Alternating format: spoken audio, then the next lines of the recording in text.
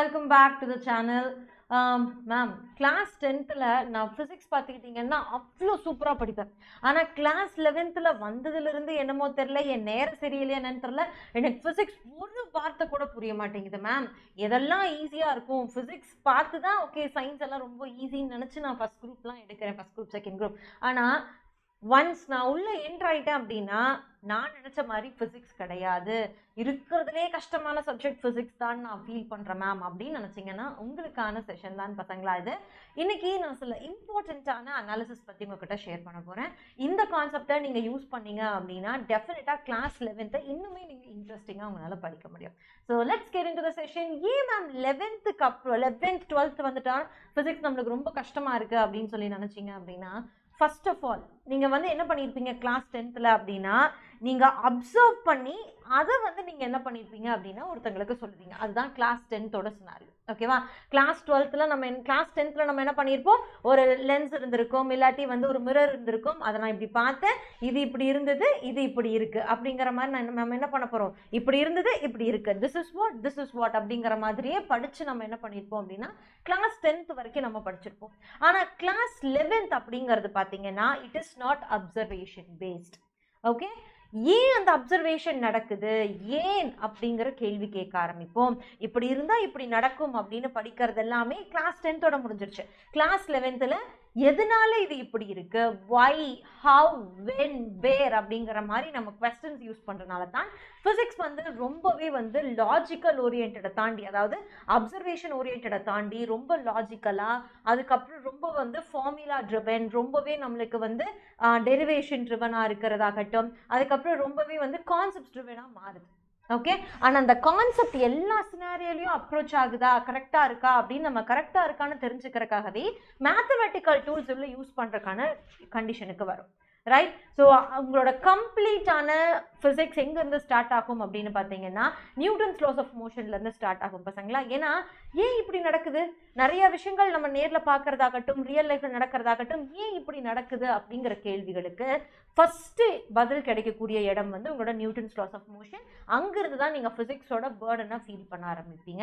ஏன்னா அதுக்கு முன்னாடி இருக்க யூனிட்ஸ் எல்லாமே மியர் பேசிக்ஸ், அதாவது உங்களோட டூல்ஸ் எப்படி நீங்கள் யூஸ் பண்ணலாம், மேத்தமெட்டிக்கல் டூல்ஸ் எப்படி யூஸ் பண்ணலாம்ங்கிறது பார்க்கறது தான்.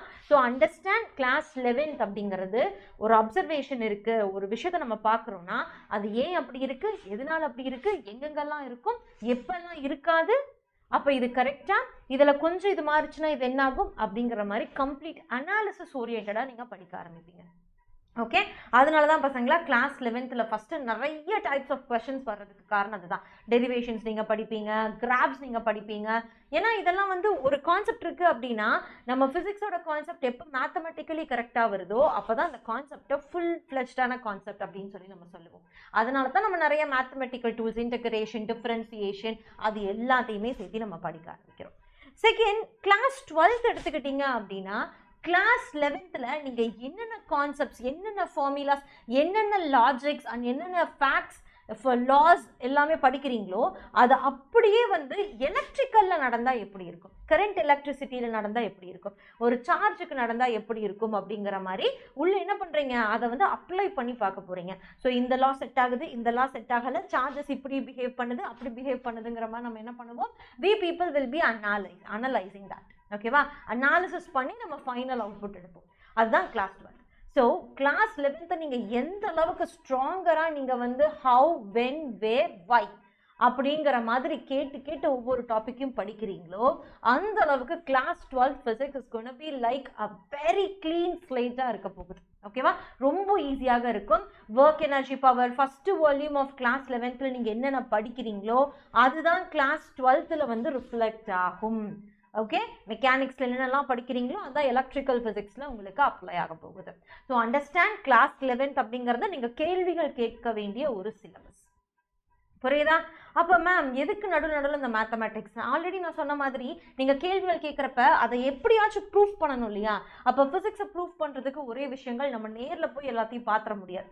ஈவன் டெலஸ்கோப் எல்லாம் எப்படியெல்லாம் இருந்தாலுமே we can't go and we can't each and every concept நம்ம நேரில் அப்படியே அப்ரோச் பண்ண முடியாது. ஸோ மேத்தமெட்டிக்கல் டூல்ஸ் வச்சு இன்டகிரேஷன், டிஃபரன்சியேஷன், கிராப்ஸ் இதெல்லாம் வச்சு நம்ம என்ன பண்ணுவோம் அப்படின்னா அது இன்னும் கொஞ்சம் ஈஸியராக புரிய வைக்கிறதுக்கு ட்ரை பண்ணுறோம், ப்ரூஃப் பண்ணுறதுக்கு ட்ரை பண்ணுறோம். ஓகேவா? அப்போ அட்டாமிக் பாம் வந்து இவ்வளோ வந்து ஒரு பவர் இருக்கும் அப்படிங்கிறத வந்து ஃபஸ்ட்டு இன்டகிரேஷன்ஸ் இதெல்லாம் வச்சு அவங்க கால்குலேட் பண்ணிட்டு வர வர வர வர வர it was going like infinity. அப்போ மேத்தமெட்டிக்கல் எரர் தான் ஏதோ இருக்குது, நம்மளுக்கு கால்குலேஷன் எரர் தான் ஏதோ இருக்குது அப்படிங்கிற மாதிரி சயின்டிஸ்ட்லாம் அப்போ நினச்சிக்கிட்டு இருந்தாங்க. ஆனால் பார்த்தா அப்படி கிடையாது. ஓகேவா? உண்மையாலுமே அதோட எஃபெக்ட் வந்து it is was like infinity, போய்கிட்டே இருக்கு. அப்போ அண்டர்ஸ்டாண்ட் மச் பெட்டர். நம்ம என்னென்ன வார்த்தைகளில் படிக்கிறோமோ அதுக்கு ஒரு வடிவம் கொடுக்கறது, அதுக்கு ஒரு அர்த்தத்தை கொடுக்கறது வந்து நம்மளோட மேத்தமெட்டிக்கல் ரெப்ரசன்டேஷன் தான் ஃபிசிக்ஸை பொறுத்த வரைக்கும். ஸோ பேசிக்கான மேத்தமெட்டிக்ஸை வந்து ஃபஸ்ட்டு நீங்கள் கற்றுக்கிறதுக்கு ரெடி ஆகுங்க. ஓகே, இது வரைக்கும் அடிஷன் சப்ட்ராக்ஷன் மட்டும் போதும் அப்படின்னு இருந்த இடத்துல we people will be learning much more but not all. ஓகேவா? எல்லாத்தையும் படிக்க போறது இல்லை, பட் கொஞ்சம் அதிகமாக படிப்போம், அவ்வளோதான். புரியுதா பசங்களா? நெக்ஸ்ட் பார்த்தீங்க அப்படின்னா கிளாஸ் 10th வந்து அப்சர்வேஷன் இப்படி நடந்தால் இப்படி தான் இருக்கும் அப்படின்னு நம்ம படிக்கிறப்ப நிறைய ஞாபகங்கள் வந்து நம்ம வச்சுக்கணும், நிறைய விஷயத்த ஞாபகம் வச்சுக்கணும். ஆனால் இப்போ அப்படி கிடையாது பசங்களா. ஏன்னா ஏன் நடக்குது, எதனால நடக்குது, எங்கெங்க நடக்கும், எங்கெங்க நடக்காது, எப்படி நடக்குது அப்படின்னு நிறைய கேள்விகள் நம்ம கேட்குறப்ப இந்த இடத்துல உங்களால மனப்பாடம் பண்ணுறதையும் தாண்டி நீங்கள் புரிஞ்சுக்க வேண்டிய கட்டாயத்துக்கு தள்ளப்படுறீங்க. ஏன்னா புரிஞ்சா மட்டும்தான் எம்சிக்யூஸ் அட்டன் பண்ண முடியும், ஒரு கான்செப்டை புரிஞ்சா மட்டும்தான் நீங்கள் டெரிவேஷன் எடுத்துகிட்டு வர முடியும், ஒரு கான்செப்டை புரிஞ்சா மட்டும்தான் அதை ஏன் இப்படி ப்ரூஃப் பண்ணுறாங்க அப்படிங்கிறது உங்களுக்கு தெரியும். ஓகே, இது வரைக்கும் புரியணுங்கிறது ஒரு அவசியம் இல்லை, ஆனால் இதுக்கப்புறம் கிளாஸ் 11th and 12th புரியணுங்கிற கட்டாயம் இருக்கிறதுனால தான் கிளாஸ் 11th and 12th நீங்கள் பேர்டனாக வந்து ஃபீல் பண்ணுறீங்க பசங்களா. ஏன்னா புரிஞ்சாதான் ஒரு கொஸ்டின்ல என்ன கேட்டிருக்காங்கன்னு பார்த்து அதுக்கான கரெக்டான ஆன்சர் உங்களால் எழுத முடியும். புரியல அப்படின்னா ரொம்ப அது யூஸ்லெஸ்ஸாக போயிடும் பசங்களா. கிளியர்? அப்போ என்னதான் மேம் நான் ஸ்ட்ராட்டஜிஸ் வைக்கிறது, நான் எப்படியெல்லாம் படித்தா ஈஸியாக இருக்கும்? ஏன்னா எவ்ரிதிங் நம்ம என்ன படித்து என்ன புரிஞ்சாலும் ஃபைனலி எனக்கு அவுட்புட்டுங்கிறது நம்ம போர்டு எக்ஸாம்ஸ் தான். அப்போ போர்டு எக்ஸாம்ஸ்க்கு நான் இப்போ இருந்தே எப்படி கிளாஸ் 11th வந்து நான் டியூன் பண்ணுறது அப்படின்னு கேட்டிங்கன்னா, கிளாஸ் 12th நான் எப்படி மேம் ப்ரிப்பேர் ஆகிறதுன்னு கேட்டிங்கன்னா, don't go for class 12th right தான். ஓகேவா? Start with your 11th. ஏன், எதுக்கு, எப்படி அப்படிங்கிற கான்செப்டை வச்சு தான் நம்ம படிக்க போகிறோம் பசங்களா. ஸோ அது எப்படி என்ன அப்படிங்கிறத பார்க்கறதுக்கு முன்னாடி யாரெல்லாம் இன்னும் சேனலை சப்ஸ்கிரைப் பண்ணலையோ சேனலை சப்ஸ்கிரைப் பண்ணிவிடுங்க. செஷனை லைக் பண்ணாதவங்க லைக் பண்ணி உங்கள் ஃப்ரெண்ட்ஸுக்கும் ஷேர் பண்ணிவிடுங்க பசங்களா. And put your on the comment box. Okay, next உங்களுக்கு வேறு என்ன ஹெல்ப் வேணும் அப்படிங்கிறதையும் கமெண்ட்டில் சொல்லுங்கள். Okay, this is me your Shobi ma'am. You people know when Shobi ma'am is here, no fear, right? So start பண்ணிடலாம். அப்போ எப்படி நான் கிளாஸ் 11th வந்து அப்ரோச் பண்ணணும் அப்படின்னு கேட்டிங்கன்னா, வெரி சிம்பிள். ஃபஸ்ட்டு அவசரமே படாதீங்க பசங்களா. ஃபிசிக்ஸ் அப்படிங்கிறது புரிஞ்சவங்களுக்கான ஒரு சப்ஜெக்ட். ஓகேவா? புரியணும்னு முயற்சி எடுக்கிறவங்களுக்கான ஒரு சப்ஜெக்ட்.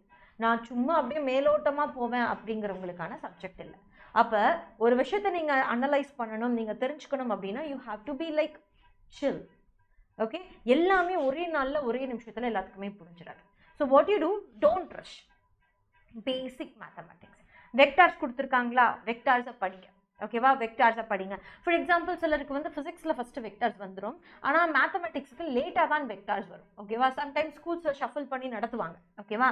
அப்போ மேத்தமெட்டிக்ஸில் வெக்டார் உங்களுக்கு முழுசாக நடத்தலை அப்படின்னா ஃபிசிக்ஸில் வந்து சில பார்ட்ஸ் மட்டும் நடத்துகிறப்ப உங்களுக்கு கொஞ்சம் டிஃபிகல்ட்டாக தெரியறதுக்கு வாய்ப்பு இருக்குது. அந்த வெக்டார்ஸுமே புரியாத மாதிரி இருக்கிறதுக்கு ஒரு வாய்ப்பு இருக்குது. So what you do, wait patiently.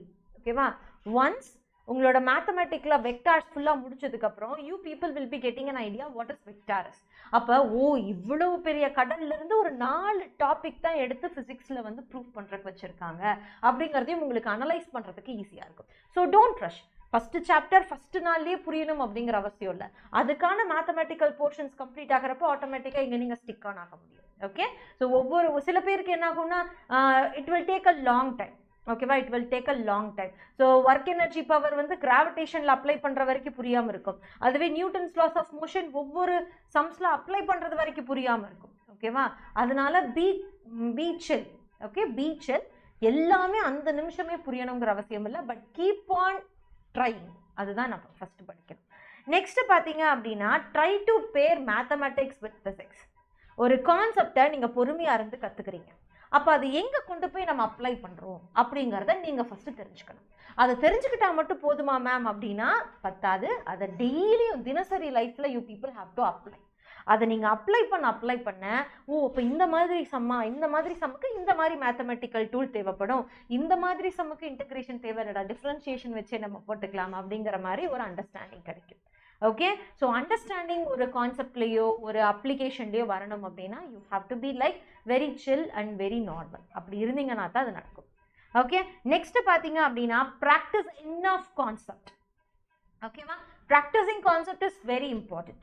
சும்மா டெஃபினிஷனை மனப்பாடம் பண்ணுறதை விட்டுட்டு மேம் மனப்பாடம் பண்ணி அதே வார்த்தைகளை வச்சு எழுதினா தான் மார்க் கொடுக்குறாங்க அப்படின்னா உங்கள் டீச்சர்ஸ் உங்கள் ஸ்கூல்லே ஆகட்டும் உங்கள் போர்டு எக்ஸாம்ஸ்லேயே ஆகட்டும் கீவேர்ட்ஸுக்கு தான் மார்க் கொடுப்பாங்க. அதை நீங்கள் கீவேர்ட்ஸை எங்கெங்கே எழுதணும் அப்படிங்கிறது உங்களுக்கு எப்போ தெரிஞ்சிருக்கும் பசங்களா? அந்த கான்செப்டை புரிஞ்சுக்கிறது மூலியமாக தான் தெரியும். ஓகேவா, அப்படியே நம்ம புக்கில் இருக்க ஸ்டேட்மெண்ட் அப்படியே டிட்டோ காப்பி பேஸ்ட் பண்ணணும்னு எந்த டீச்சர்ஸும் சொல்ல மாட்டாங்க. நீங்கள் உங்களுக்கு புரிஞ்ச விதத்தில் அதை எழுதுறப்ப டீச்சர்ஸ்க்கு படிக்கிறப்பவே தெரிஞ்சிடும் இவன் மனப்பாடம் பண்ணி எழுதியிருக்கான் இல்லை இந்த பையன் புரிஞ்சு எழுதியிருக்கான் அப்படின்னு. Okay so you people can show உங்கள் ஆன்சர் ஸ்கிரிப்டே சொல்லிடும் நீங்கள் புரிஞ்சு எழுதியிருக்கீங்களா இல்லை நீங்கள் ஃபிசிக்ஸில் நம்ம வந்து தற்குறிகளா அப்படிங்கிறது வந்து நம்ம ஆன்சர் ஸ்கிரிப்டே காமிச்சு கொடுத்துரும். அதனால don't run behind English. Okay, கான்செப்டுக்கு பின்னாடி விடுங்க. அந்த கான்செப்டோட அர்த்தம் புரிஞ்சிருச்சு அப்படின்னா நீங்கள் அழகாக அதை வச்சு ஸ்டோரி எழுத முடியும். Okay so understand much better. Practising your concept is very important rather than. அப்போ ஒரு பேராகிராஃப் படிக்கிறோம் அப்படின்னா அந்த பேராகிராஃபில் ஏன் எதற்காக எப்படி அப்படிங்கிற மாதிரி கொஸ்டின்ஸை கேட்டு படிக்கணும். அப்படி படிக்கிறப்ப it will be making you very easier. Okay next பார்த்தீங்க அப்படின்னா நம்மளுக்கு தெரிஞ்சிருச்சு என்சிஆர்டி புக் தான் போர்டு எக்ஸாம்ஸ்க்கு இம்பார்ட்டன்ட் அப்படின்னு. அப்போ என்சிஆர்டி எக்ஸாம்பிள்ஸில் இருக்கக்கூடிய எக்ஸாம்பிளர்ஸ் அது நம்ம விட்டுட்டு படிக்கிறதாகட்டும், புக் பேக் விட்டுட்டு படிக்கிறதாகட்டும், எக்ஸாம்பிள்ஸை ஃபோக்கஸ் பண்ணாமல் இருக்கிறதாகட்டும், இதெல்லாமே நம்ம மார்க்கை நம்மளே குறைச்சிக்கிற மாதிரி பசங்களா. So don't ever try to do that. Okay ma'am நிறைய சொல்கிறீங்க ஆனால் இதெல்லாம் எனக்கு கைட் பண்ணுறதுக்கு ஒருத்தங்க இருந்தால் நல்லா இருக்கும் அப்படின்னு நினச்சிங்கன்னா அதுக்காக நாங்கள் இருக்கோம் பசங்களா. So if you people are planning for NEET, ஓகேவா, நீட் நான் ப்ரிப்பேர் பண்ணணும். அதே சமயத்தில் நான் வந்து கிளாஸ் 11th நான் நீட்டுக்கு ப்ரிப்பேர் பண்ணணும். அதே மாதிரி what I have to do is prepare பண்ணணும். அதை நம்ம கான்செப்டை அப்படியே ஸ்ட்ராங்கராக வச்சு நான் நீட்டை வந்து கிளியர் பண்ணுறதுக்கு I have to do my best ma'am. எனக்கு 11th எனக்கு அந்த சப்போர்ட் வேணும். நீங்கள் என்னென்னலாம் சொன்னீங்களோ அதெல்லாம் இன்கார்பரேட் பண்ணியிருக்கிற மாதிரி எனக்கு ஒரு ஸ்டடி மாடியூல் வேணும் அப்படின்னு நினச்சிங்கன்னா உங்களுக்கான ஒரு பெஸ்ட் ஆப்ஷன் தான் பசங்களா நம்மளோட கிளாஸ் 12th தளபதி பேட்ச். ஓகே, தளபதி பேட்ச் வந்து ஆன்லைன்லையும் ஆஃப்லைன்லையும் ரெண்டுத்துலேயுமே இருக்குது. தளபதி அப்படிங்கிறது வெறும் ஆன்லைன் பேட்ச். இங்கே நாங்கள்லாம் கிளாஸ் எடுப்போம். இப்போ என்னென்ன விஷயங்கள் நான் சொன்னணும் அது எல்லாமே ஈச் அண்ட் எவ்ரிடே கிளாஸில் உங்களுக்கு வந்து என்ன இருக்கும், உங்களுக்கு வந்து இன்பில்டாக கிடைக்கும். ஓகேவா, அண்ட் இல்லை மேம் நான் ஆஃப்லைனில் வந்து படிக்கிறது தான் எனக்கு பெஸ்ட் அப்படின்னு நினச்சிங்கன்னா you people are most welcome to our course தளபதி ப்ரோ. ஓகேவா மேம், நான் கிளாஸ் 11th நான் எப்படி 12th ஜாயின் பண்ண முடியும்? கிளாஸ் 11th பசங்களுக்கும் நம்மக்கிட்ட தல ப்ரோ பேட்ச் இருக்குது. ஓகேவா, தல ப்ரோ பேட்ச் இருக்குது பசங்களா. திருச்சி, திருநெல்வேலி, கோயம்புத்தூரில் படிக்கிற பசங்களுக்காக இருக்குது.